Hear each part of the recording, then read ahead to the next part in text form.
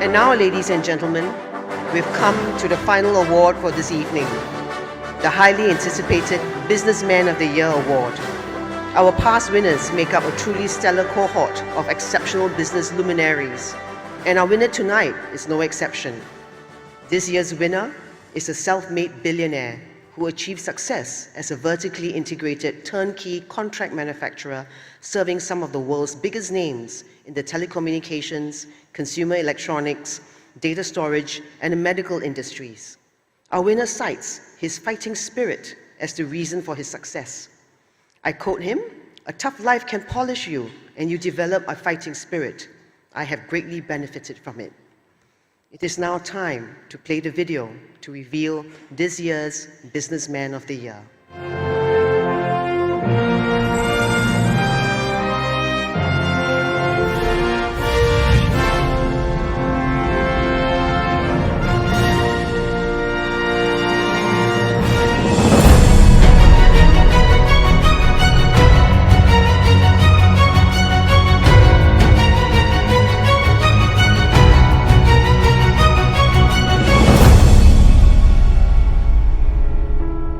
As the old saying goes, success is not final.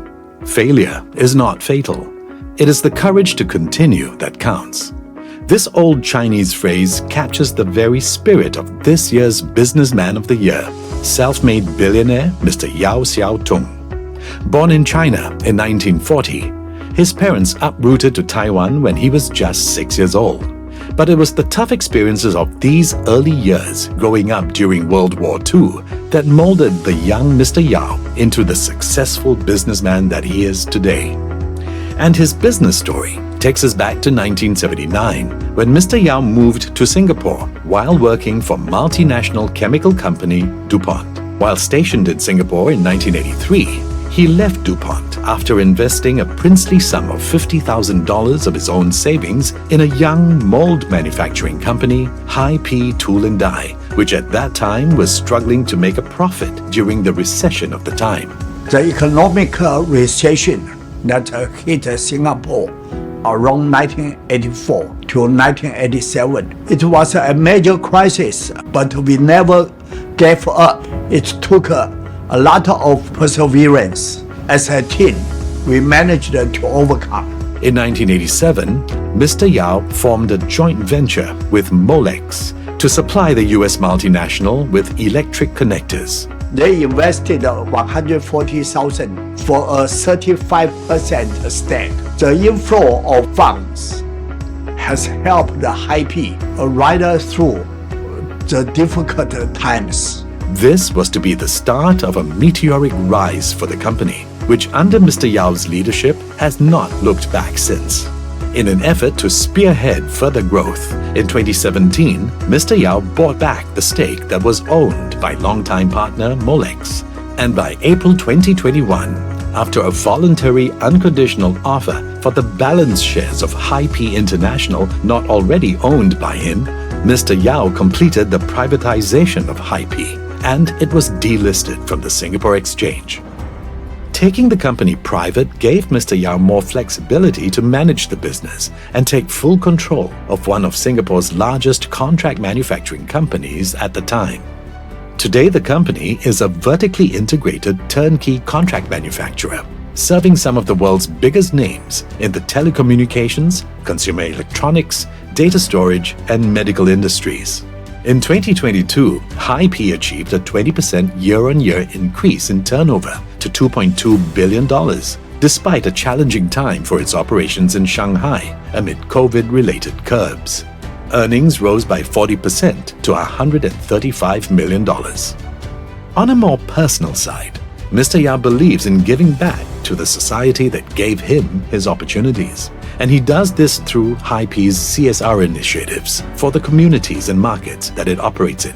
Over the last 20 years working together with Mr. Yao, I have witnessed how his strong leadership, his relentless dedication, and his remarkable fighting spirit helped him to overcome many challenges and transform and expanded our business to greater heights to where we are today.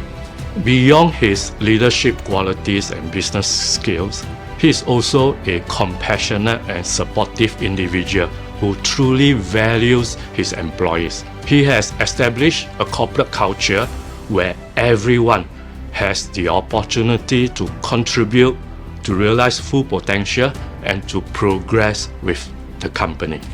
I've known Xiaotong for over 20 years. I remember first meeting him in Guadalajara, in Mexico.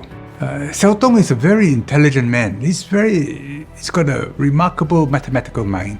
I mean, can you imagine the tolerances that's required to make the plastic for a razor blade?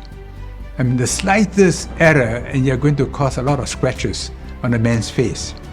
But this he was able to do by understanding of material properties and by the use of control techniques which were very mathematical. He has a great understanding of human beings, a very generous man, very shrewd, and has a relationship with his wife, which is a remarkable partnership, you know. I mean, they're always together, and she compliments him, and they work together as a really fine team. So I've known Mr. Yao Xiaotong of HiP since year 2000, and Mr. Yao is honestly a true force of nature. He's someone who embodies what the Chinese say, 自强不息, which is you never give up, you keep going. Even when you're doing well, you just keep going, you keep soldiering on. Mr. Yao is the embodiment of that. I know many of his clients who tell me, okay, if Mr. Yao's in charge, we know it's going to get done. He's known to be a problem solver with any technical problem, financial problem, planning problem. If he doesn't know it, he will learn it and he will do it. So he delivers time and time again.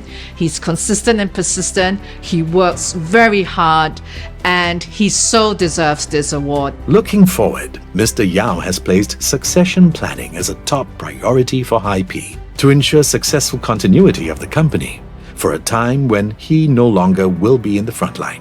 He has no specific timeline. So for now, 83-year-old Mr. Yao Xiaotong continues to firmly lead the business to even greater heights.